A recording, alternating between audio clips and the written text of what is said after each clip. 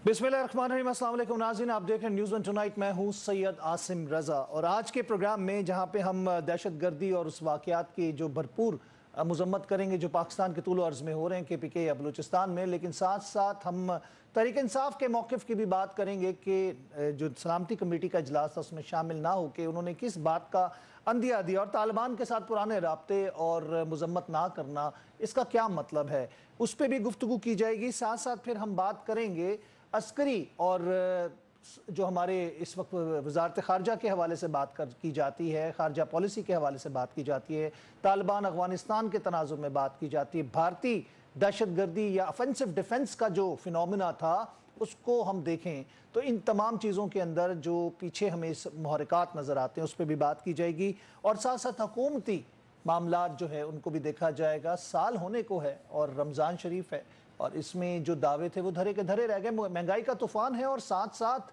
चीनी बेकाबू है। क्यों ऐसा होता है कि पूरी दुनिया में जहाँ पर गैर मुस्लिम जब ये फेस्टिवल या फिर हम कहते हैं ना उसको वो फेस्टिविटी के तौर पे लेते हैं, तो रमज़ान का मुबारक महीना आता है तो यहूदी और ईसाई कंपनियां जो हैं वो डिस्काउंट दे देती हैं और अपनी कीमतों में 70% तक कमी कर देती हैं। लेकिन हमारे मुल्क के अंदर कारोबारी तबका ऐसा है, कारोबारी तबके से मुराद अशिया खुर्दनोश के हवाले से बात की जाए या फल फ्रूट की बात की जाए कि वो इंसानों के लिए वो चीज़ें नापैद कर देती हैं और उसके बाद उसकी कीमतों को इतना बुलंद सतह पे ले जाया जाता है कि इंसान सिर्फ सोच सकता है। जहाँ पे दुनिया इसके ऊपर एक इसार और कुर्बानी की बात करती है और ये मजहबी लिहाज से भी बड़ा एक ऐसा महीना है कि जिसमें हमें हुस्न खुल्क की बात की जाती है और दूसरों के लिए सहूलत फराम करने की बात की जाती है। तो हम हुकूमत क्यों बेकाबू होती है? पेट्रोलियम मसनूआत में कीमतों में कमी आनी थी लेकिन लेवी दे के, लेवी बढ़ा के ये रिलीफ छीन लिया गया। वज़ीर आज़म ने ऐसा क्यों किया?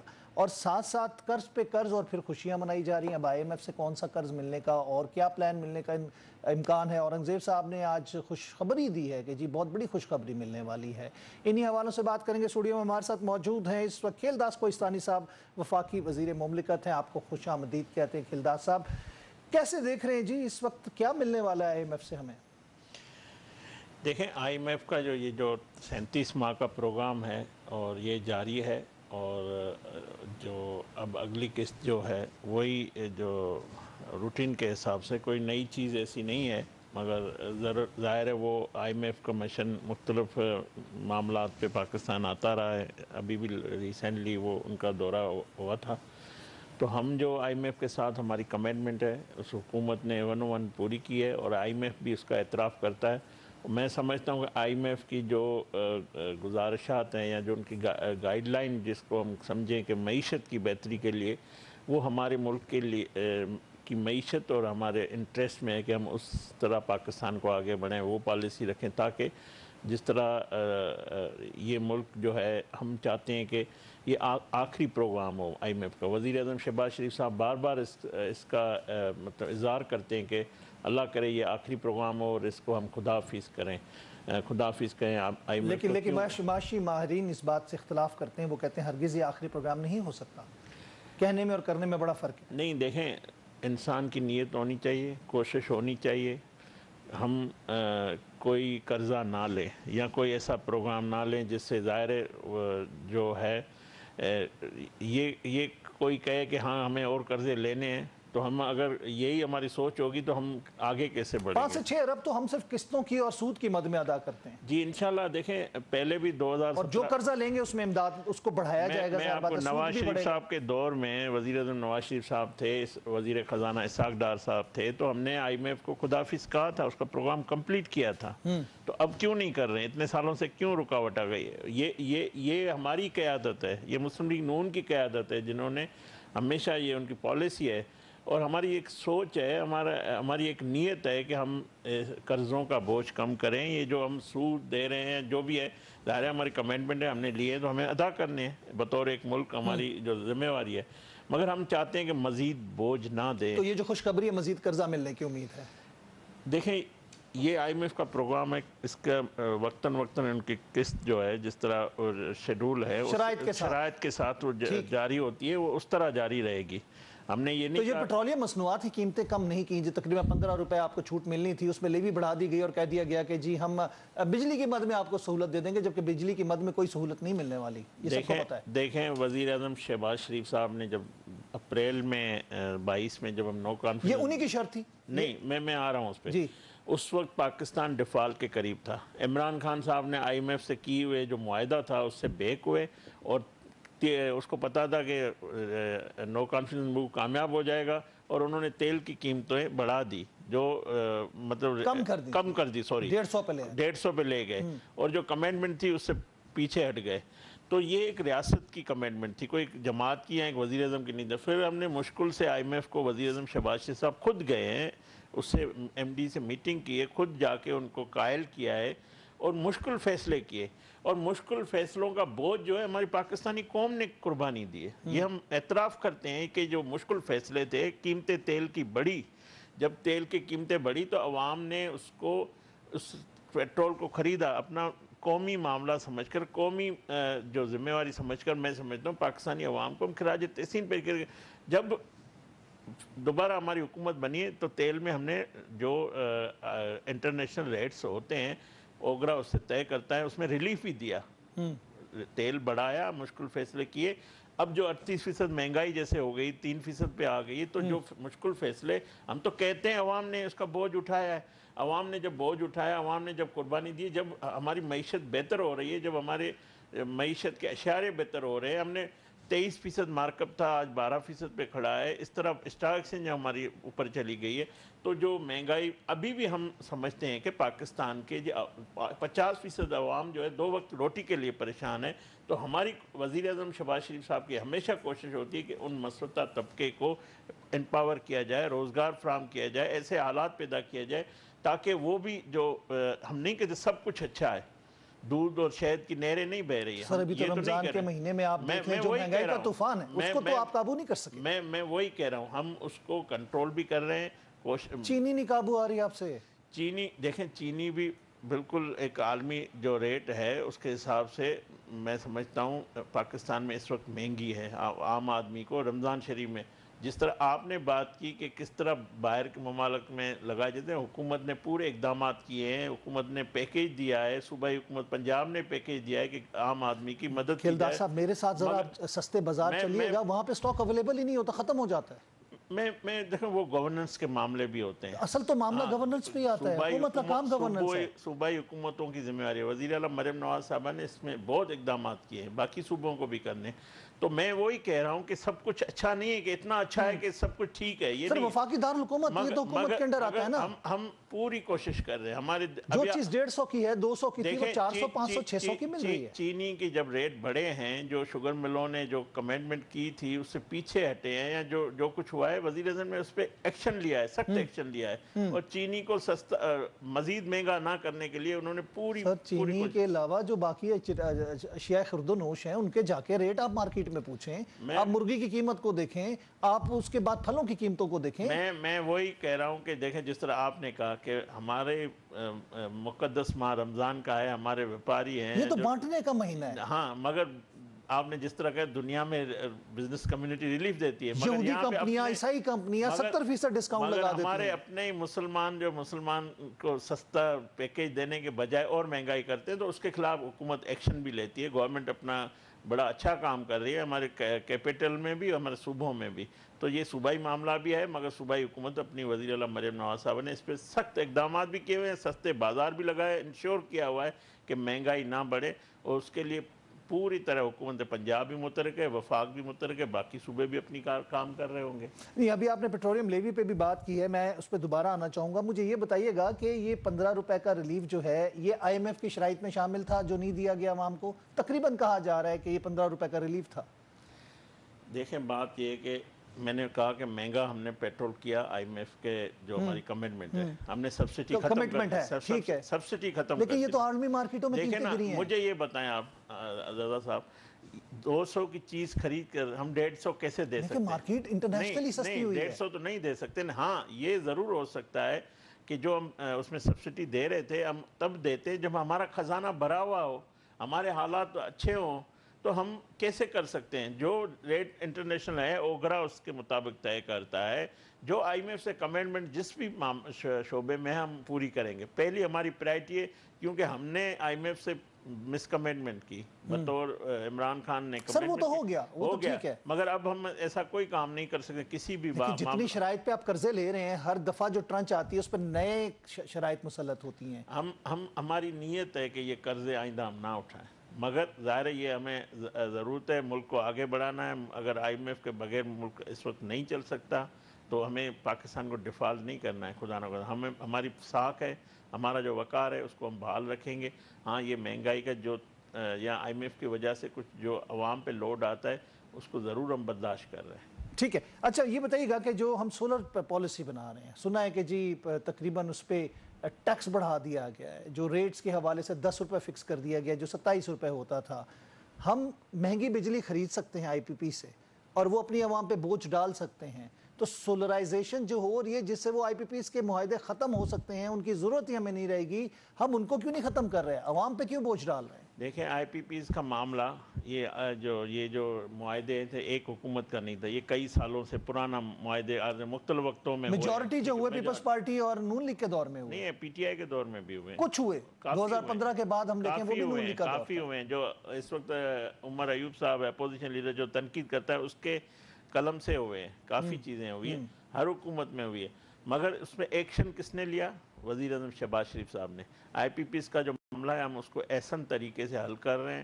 ظاہر ہے ہمارے جو کمپنیوں کے ساتھ ہیں ہم نے کوئی اس طرح سولر صارفین پہ کیوں بوجھ ڈالا جا رہا ہے؟ جی بالکل یہ کمپلین آ رہی ہے اور یہ لوگوں کی شکایت ہے. میں سمجھتا ہوں وزیر اعظم اس کا ضرور دیکھیں گے. سولر میں سمجھتا ہوں جو ہم نے لوگوں کی انویسٹ کروائی ہے، اگر آپ کے گھر میں 20 لاکھ روپے گورنمنٹ کا تو کچھ نہیں لینا دینا نا، آپ آسمان سے میں وہی کہہ رہا ہوں، اگر 20 لاکھ کا اس نے لگا دیا ہے تو کل اس کے لیے پریشانی نہ ہونا چاہیے. تو ضرور ہم اس پہ بات کریں گے. کیبنٹ میں اگر بات آئی تو میں ضرور مطلب پہلے آپ نے انکریج کیا، جیسے آپ کی شوکت عزیز صاحب کے دور میں گرین انرجی پالیسی آئی، آپ نے جو سی این جی پمپس تھے وہ لگائے. یہ نہیں پتا تھا کہ سوئی سے آپ کا ذخیرہ ختم ہونا شروع ہو گیا اور آپ مہنگی گیس خریدنا شروع ہو گئے، لیکن آپ نے کہا جی لگاؤ. آج جا کے وہ چینج ہو جاتا ہے. ان کا پیسہ سولر والوں کے ساتھ بھی یہی ہو رہا ہے کہ آپ تو یہ گھریلو صارفین کے اوپر ٹیکس لگا رہے ہیں، یعنی کہ آپ بجلی لینا بند کر دیں ان سے، یعنی جو ایک ریلیف ہے ان کو ملتا ہے وہ ختم ہو جائے گا. میں وہی کہہ رہا ہوں کہ جن لوگوں نے جس عوام نے اپنے جتنا بھی جس کی ضرورت تھی انہوں نے انویسٹ کیے سولر میں، اس کو انشور کریں گے.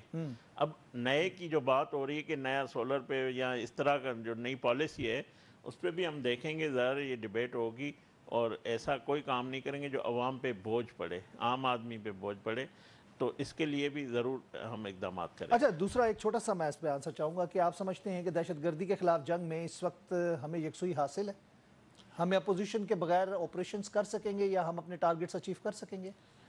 پہلی بات یہ 2014 میں جب نواز شریف صاحب نے یہ آپریشن شروع کرنے جا رہے تھے، انہوں نے قومی یکجہتی کے لیے تمام بشمول پی ٹی آئی کی قیادت بٹھایا تھا اور قومی یکجہتی کا مظاہرہ ہوا. اور آپ اے پی ایس کے بعد بات کریں. ہاں اس میں آپریشن میں کامیابی ہوئی. کراچی ٹارگٹ ضرب عضب میں کامیابی ہوئی، کراچی ٹارگٹ آپریشن میں کامیابی ہوئی، رد الفساد میں کامیابی ہوئی.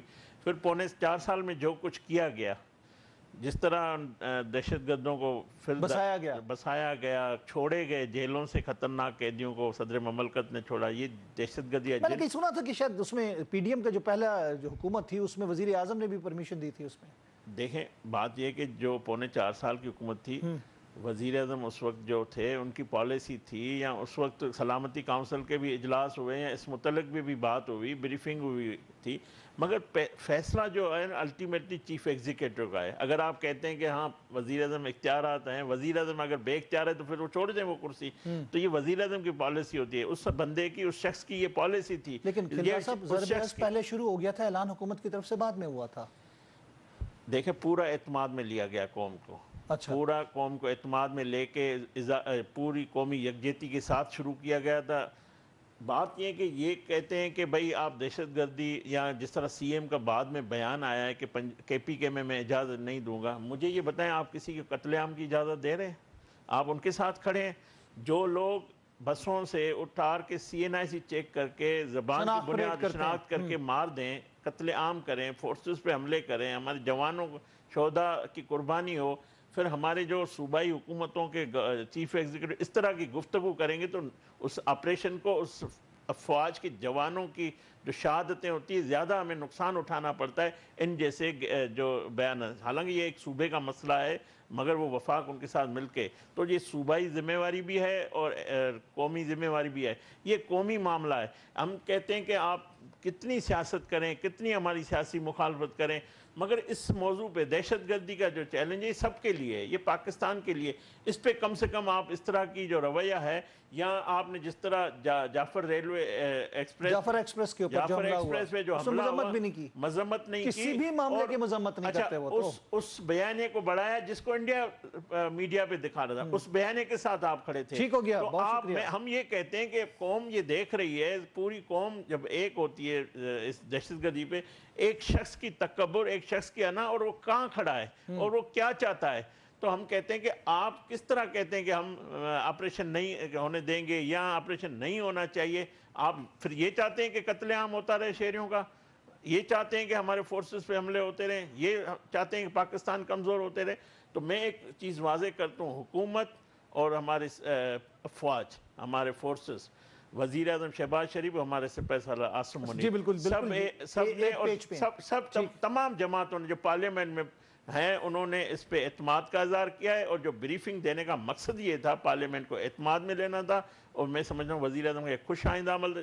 یا تو آپ یہ بہتر ہوتا کہ آپ آتے، اگر آپ کے پاس کوئی سوالات ہوتے یا آپ کو کچھ دیکھنا ہوتا تو آپ اس میں سنجیدگی سے، ذمہ واری سے کرتے. بہت شکریہ، thank you very much. Kheldas Kohistani صاحب، وفاقی وزیر مملکت ہمارے ساتھ تھے. آپ کا بہت بہت شکریہ، آپ نے اپنا قیمتی وقت. ویلکم بیک ناظرین، ایک دفعہ پھر خوش آمدید کہیں گے آپ کو پروگرام نیوز ون ٹونائٹ میں. پروگرام کے اس حصے میں ہم بات کریں گے سیکیورٹی کے حوالے سے اور دہشت گردی کے خلاف جنگ کے حوالے سے.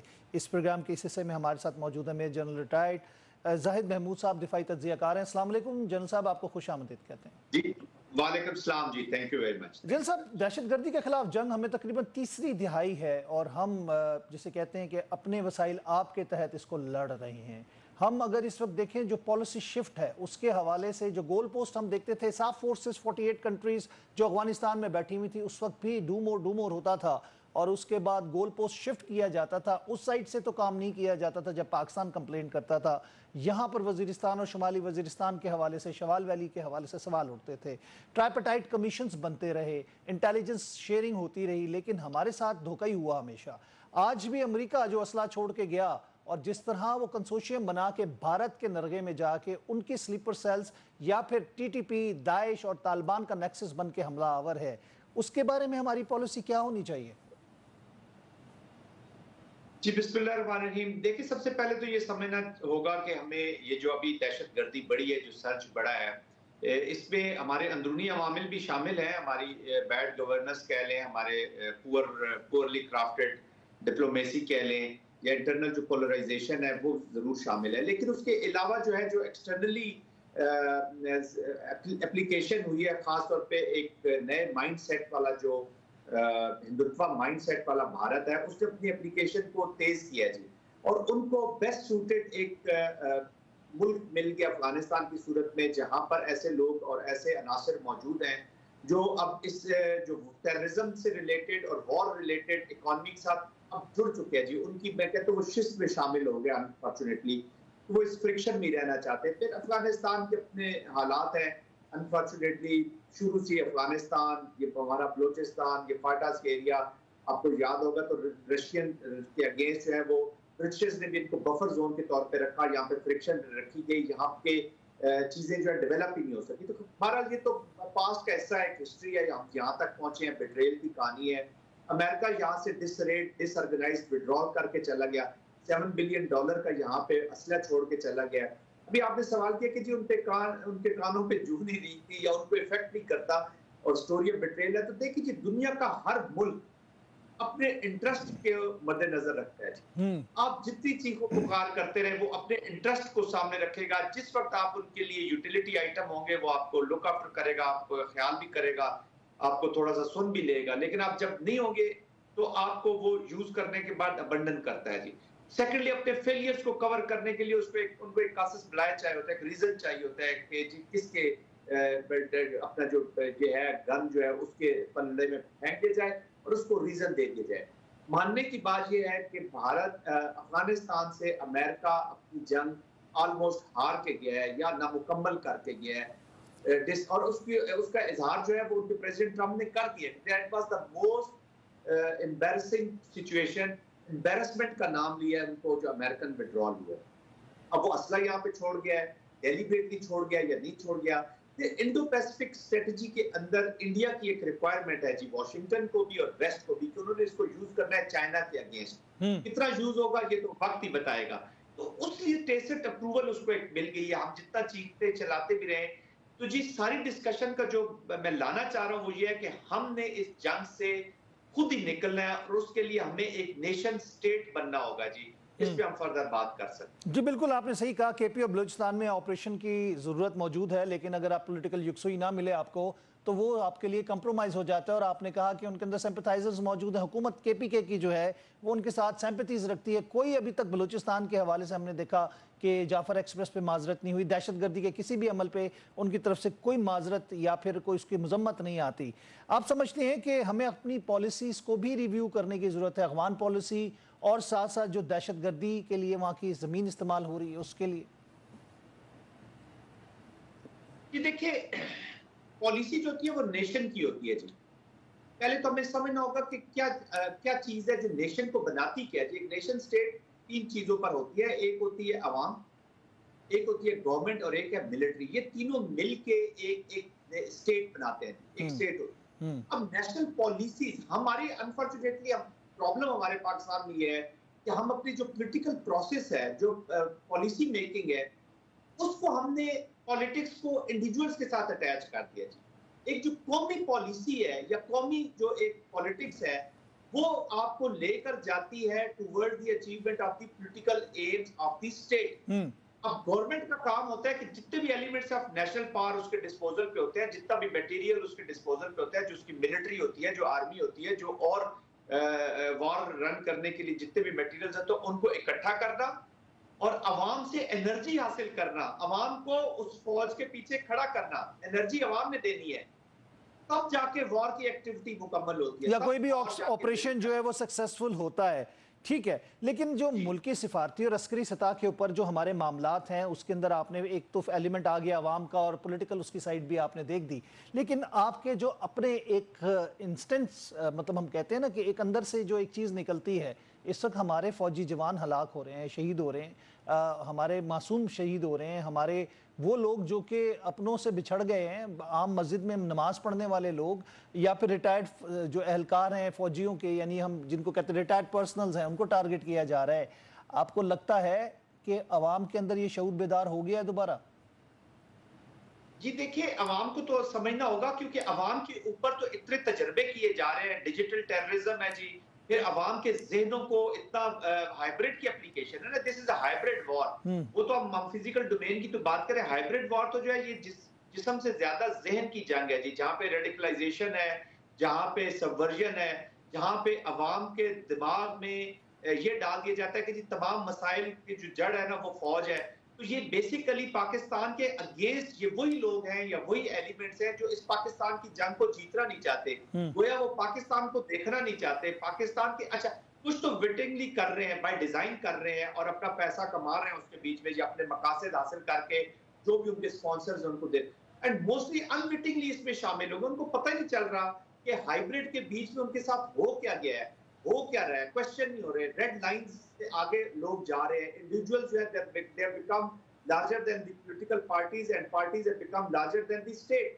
تو کئی ایسے معصوم پاکستانی ہیں, یا ان کو میں معصوم ہی کہہ دینا چاہیے, ایک ڈیسنٹ ورڈ ان کے لیے معصوم استعمال کرو, ان کو پتہ نہیں چل رہا کہ وہ اسٹیٹ کو کیسے نقصان پہنچا رہے ہیں. دیکھیں میں کہتا ہوں آپ اپنے پولیٹیکل لیڈرشپ سے پیار کریں, آپ ان کی رسپیکٹ کریں, آپ ان کے لیے اسٹرگل کریں, ان کی جو with in the constitution of Pakistan, لیکن آپ ان عوامل کا ساتھ نہ دیں یا ان کو اس حد تک نہ لے جائیں کہ آپ کی اسٹیٹ کی کیپیسٹی ٹو ویج اے وار ختم ہو جائے. جو مر رہا ہے, جو گولی آ رہی ہے, جو تباہی ہو رہی ہے, یا جب سوسائٹی ڈکلائن کرے گی تو وہ کیا یہ ہوگی کہ بس فوج ڈکلائن کر کے ختم ہو جائے گی, ہم وہیں پہ کھڑے رہیں گے, بچ جائیں گے؟ تو پوری سوسائٹی کولیپس کرے گی, پورا ملک نقصان ہوگا. تو یہ چیزیں دیکھنے والی ہیں. اور میں کہتا ہوں لا فیئر, جو ہارڈ اسٹیٹ کی آج کل ہم بات سن رہے ہیں, ہارڈ اسٹیٹ یہی ہے کہ سینٹرلائز اچھا کنٹرول ہو, لا فیئر بہت اچھا ہو, انفورسڈ इम्प्लीमेंटेशन ऑफ लॉज हो, नहीं, लेकिन जनरल साहब, गवर्नेंस के मसाइल को हल करें। जनरल साहब, बिल्कुल आपने सही कहा कि गवर्नेंस के मसाइल को और जो ट्रिकल डाउन इफेक्ट है आवाम तक पहुंचना चाहिए, लेकिन ऐसा हो नहीं रहा। और बलूचिस्तान की आवाम खासतौर पे हम देखते हैं BLA, BRA, BSF और जो भी ऑर्गेनाइजेशन है, दूसरी तरफ हमें नजर आता है इसका पूरा कंसोर्शियम, अफगानिस्तान ताने बाने मिलते हैं। हम वहाँ के लोगों की डिमांड को पूरा कर सकते हैं क्या? उनको स्कूल, कॉलेज, सड़कें बना के दे सकते हैं?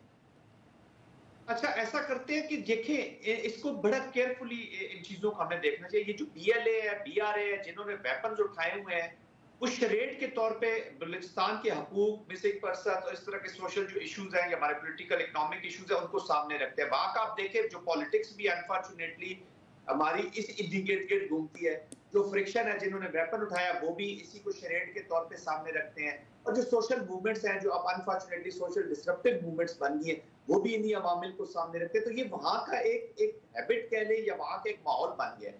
लेकिन जो फ्रिक्शन वाले हैं, जिनका आपने जिक्र किया, BLA, BRA, BRF, मजीद ब्रिगेड, या जिन्होंने पाकिस्तान के अवाम के खिलाफ या पाकिस्तान के खिलाफ वेपन उठा लिया, इनको बराए मेहरबानी बलूचिस्तान से इनको न जोड़ेगी। बहुत गयूर बलोच है, खामोश आवाज, खामोश लोग बहुत ज्यादा है। 40% बलोच जो है वो सिंध में बसते हैं और पाकिस्तान में बसते हैं बलोच। और वहां पे अभी बलोचिस्तान के अंदर पख्तून है, बरोई हैं, बहुत से कास्ट है। हम इसको बलोचिस्तान का कह के इनको भी बलोचिस्तान के अवामिल को एड्रेस करना है, जिनकी आपने निशानदेही। They don't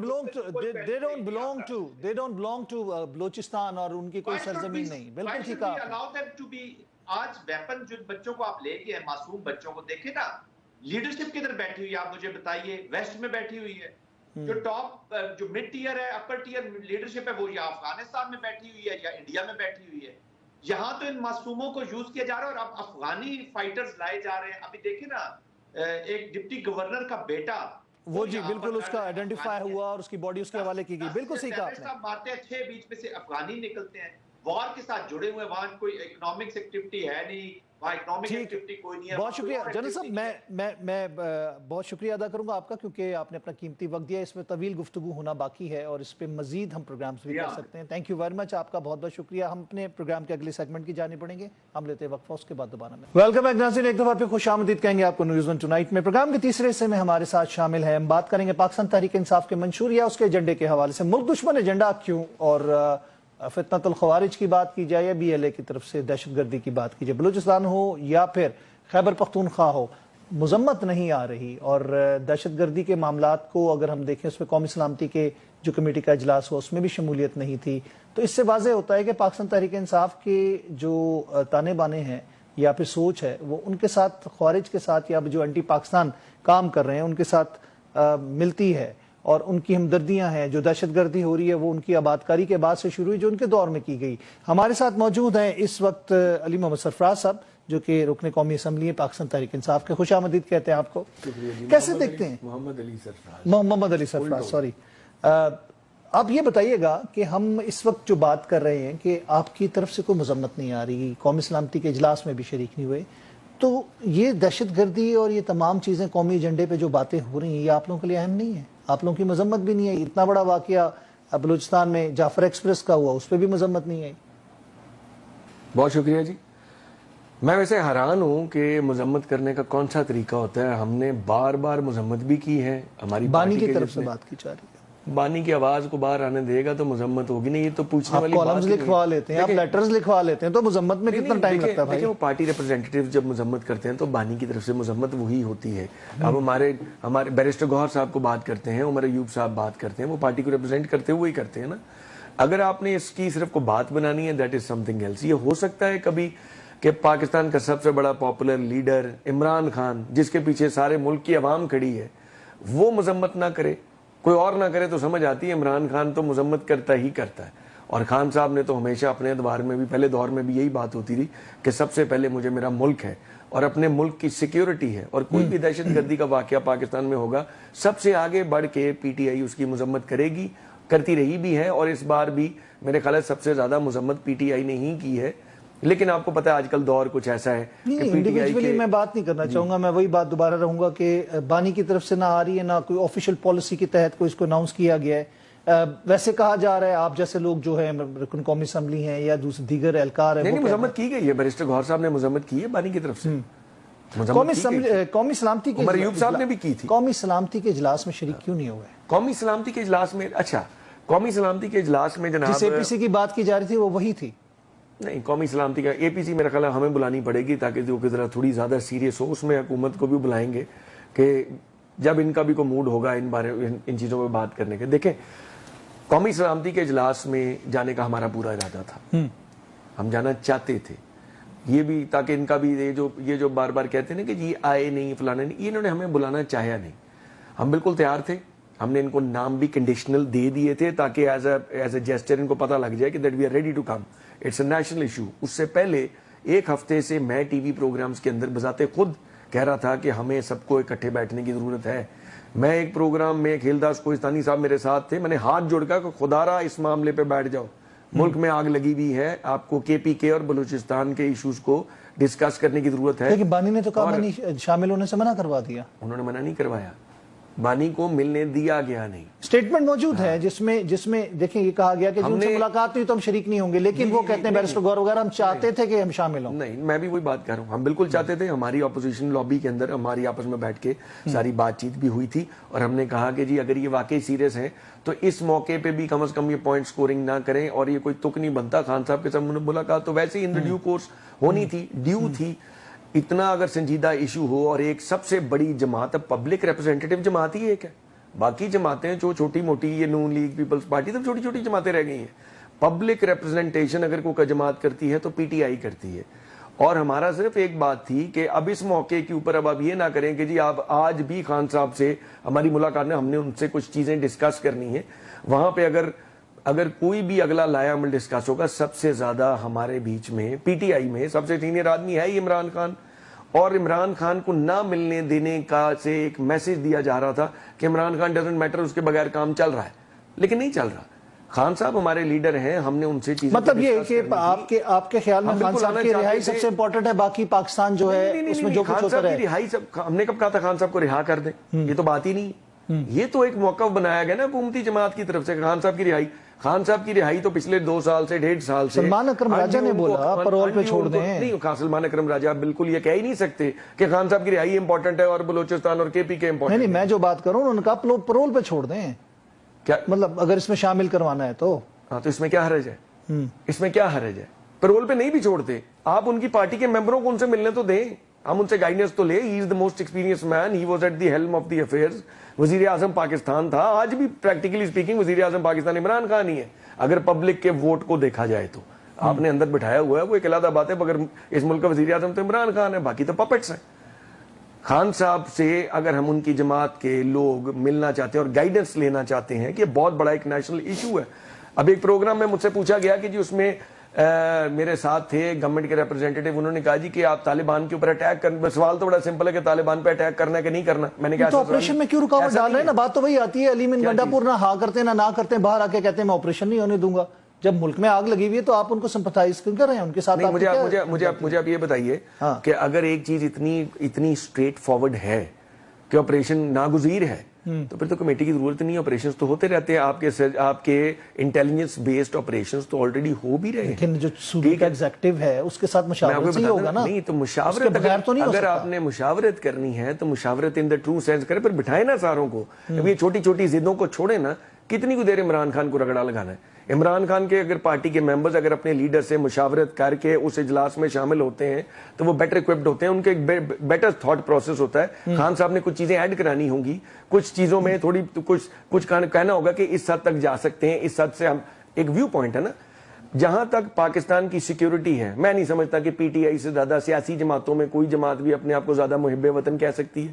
کوئی بھی جماعت ہمیں یہ کہہ سکتی ہے کہ ہمیں پاکستان کو افسوس نہیں، ہمیں میرے خیال میں سب سے زیادہ ہے. ہم نے بار بار کہا کہ ہمارے ساتھ بیٹھو، اور مجھے لگتا ہے الٹیمیٹلی اے پی سی بھی ہمیں ہی بلانی پڑنی ہے. ایسی ناکارہ حکومت ان سے، لیکن اس سے پہلے آپ کو سب کی مذمت کرنی پڑے گی جو کے پی کے میں ہو رہا ہے، جو بلوچستان میں ہو رہا ہے. اور جو مذمت تو ہم روز کرتے ہیں، یہ کیا سوال ہے کہ مذمت کرنی پڑے گی؟ مذمت تو سب سے پہلے کی ہے ہم نے. مجھے تو اس سوال کی سمجھ نہیں آ رہی کہ ہمیں مذمت کرنی پڑے گی. بدو کا واقعہ ہوا، آپ کے کے وزیر اعلیٰ ایگزیکٹو ہیں، ان کو وہاں پہ پہنچنا چاہیے. آپ یہ دیکھیں کہ وہاں پہ جو قرم ایجنسی میں ہوتا رہا اس میں اتنی دیر لگائی گئی کہ لوگ مرنے والے ہو گئے. 6 مہینے سے راستے بند تھے، نہ ادویات تھی نہ خوراک تھی. آپ کم از کم اپنا کوئی ایک مذمت کرنے کے ساتھ ساتھ عملی طور پہ اقدامات تو کریں، کوئی بندے تو بھیجیں، ڈیلیگیشن تو بھیجتے. جناب علی بات یہ ہے کہ مذمت کی بات بار بار ہوتی ہے، سارا کچھ ہو رہا ہے، یہ سارا کچھ میڈیا کی کہانی ہے. میں اس میں سے کسی ایک چیز کو بھی نہیں مانتا. کے پی گورنمنٹ نے، پی ٹی آئی کے وفود نے، ہم نے ہر جگہ آگے بڑھ کے مذمت بھی کی ہے، اور جو ہمارے بس میں ہے کچھ چیزیں کے لیے ہمیں فیڈرل گورنمنٹ کی سپورٹ چاہیے، کچھ چیزوں کے لیے ہمیں افواج پاکستان کی ہی کر سکتی ہے جو ہم نہیں کر سکتے. ہمارا اس وقت سوال سمپل اتنا ہے کہ نیشنل سیکیورٹی پہ بات ہونی ہے کہ نہیں ہونی، بالکل ہونی چاہیے. آپ ہمیں خان صاحب سے ملنے دیں، ہمارا ویسے ہی ہے کہ ہمیں کیوں آپ روکی جا رہے ہیں اور بار بار کہہ رہے ہیں کہ جی آپ خان صاحب سے نہیں ملے تو آپ اس میں کیوں نہیں، تو آپ ہی کیوں نہیں مل لینے دیتے؟ ممانعت کیا ہے؟ کون سے قانون کے مطابق خان صاحب سے ملنے سے روکا ہوا ہے؟ اگر تو خان صاحب کسی خاص قانون کے تحت سزا یافتہ ہیں اور جس میں لکھا ہوا ہے کسی جیل مینول میں یا کسی قانون میں لکھا ہوا کہ ان سے ملنا نہیں چاہیے، پھر تو بات پھر وہ بتائیں. عید کے بعد کیا کرنے لگے ہیں آپ لوگ کوئی مولانا صاحب کے ساتھ مل کے؟ کیونکہ مولانا صاحب کی ڈیمانڈز تو بہت ساری ہیں اور ان میں سے ایک سب سے بڑی اولین ڈیمانڈ یہ ہے کہ سربراہی ان کو مل جائے.